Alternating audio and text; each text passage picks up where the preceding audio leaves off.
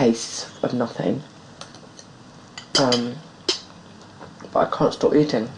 I don't know if all that hunger has made me eat all this food in this strange, anxious way, but it's not right.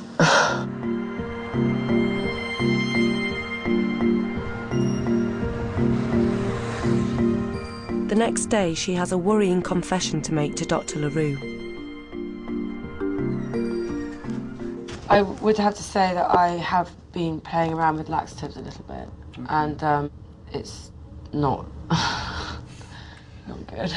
A, it's not good, and B, it does not work. It really messes your head up as well. Yeah, absolutely. And, you know, because all what you're doing is you're increasing your bowel frequency.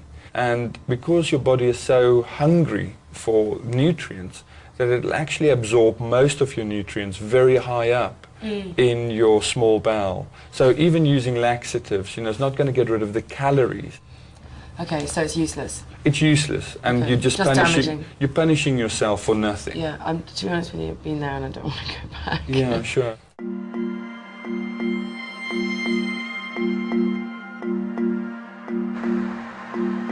Later that night, Kate realises Dr. LaRue is starting to become concerned. He sent an email to the psychiatrist at Imperial College. Further to our discussion on the telephone, I would be grateful if you would review Kate Spicer. She describes her eating pattern as becoming chaotic. She has not had any episodes of vomiting, but she is showing early signs of losing control over her eating behaviour. I would be most grateful for your opinion as regards psychiatric diagnosis. So,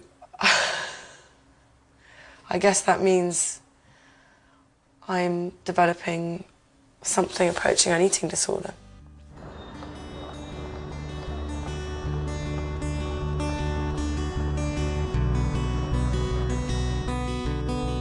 I had a look at some pro-anorexia sites the other day.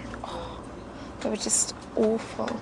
Just pictures, just to scroll down, just pictures and pictures and pictures of girls just like flaunting their bones, basically. How does it make you feel? And then we've got the Vicky emphasis thing. So I'm going a bit upset.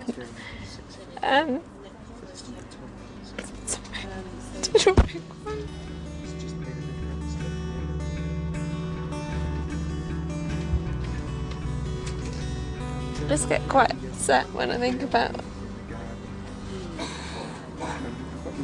what people are putting themselves through.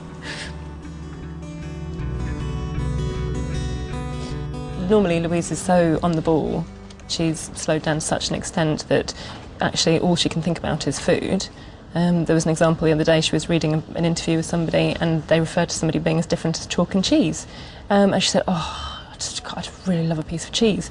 And it's ridiculous, the extent that she can't really disassociate everything from what she can't eat.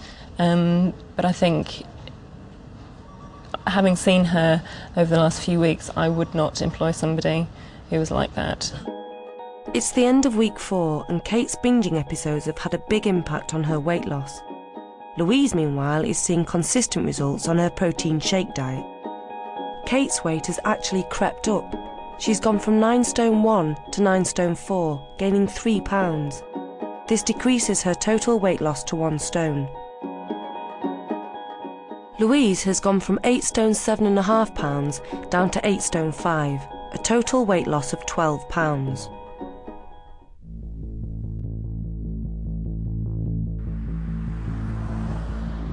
On the suggestion of Dr. LaRue, Kate has agreed to visit a psychiatrist specialising in disordered eating.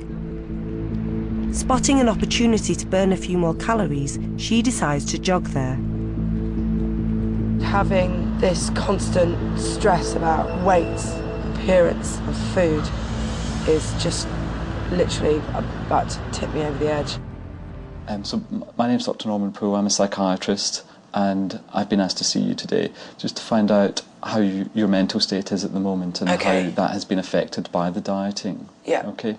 So maybe to begin with, I can ask you, do you have any sort of symptoms of anxiety, tingling in the fingertips, sort of butterflies in the stomach? Yeah. And are you spending more time thinking about Yeah. food? Yeah.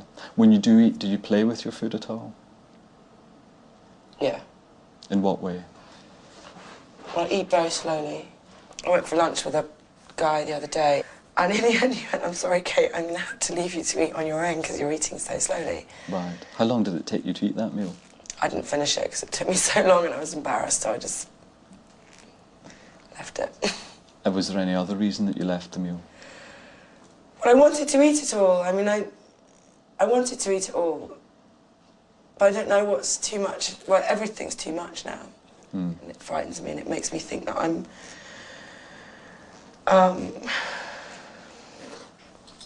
like greedy or something. You feel greedy just for eating? And even though you're eating much smaller amounts? Well, I'm not eating much smaller amounts, I'm eating too much. You don't purge afterwards? You don't, No.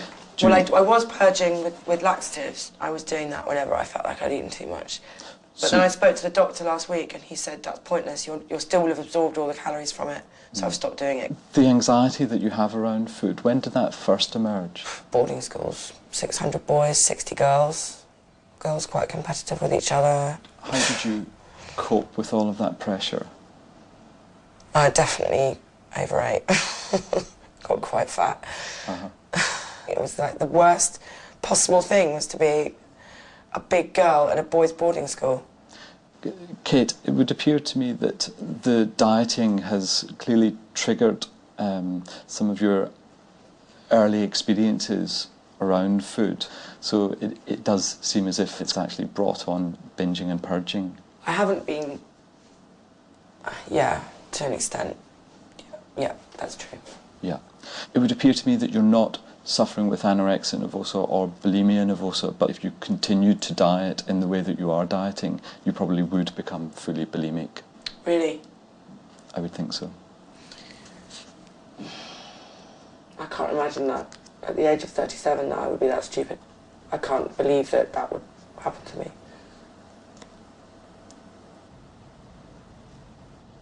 I'm not that happy with the way that went because I just look like I've got an eating disorder now.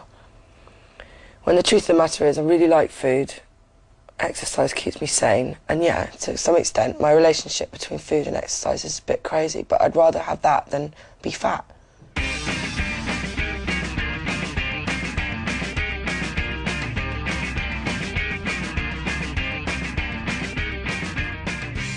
The following day, Kate hasn't quite realised the implications. Don't shoot the messenger, but you're not going to be able to carry on.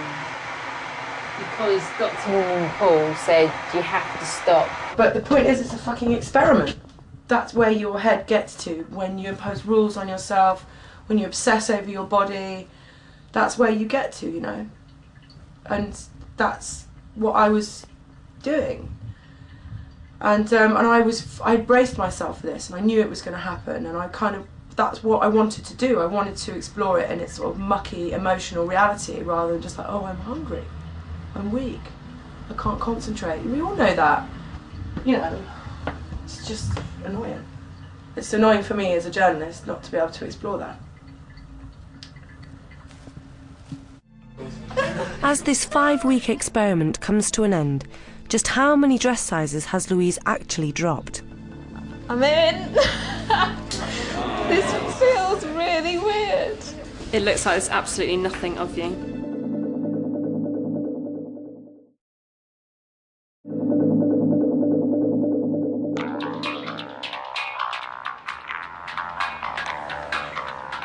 After 5 weeks, the experiment to get to size 00 is over. Journalist Louise Burke is the only one who's gone all the way, but at some personal cost. I'm really, really excited. I can't wait. She's throwing a party to celebrate the end of what's been a miserable journey and to find out how many dress sizes she's actually dropped.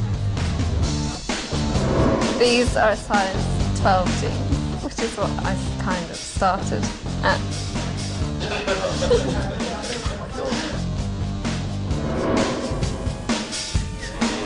Still too big. Still bad.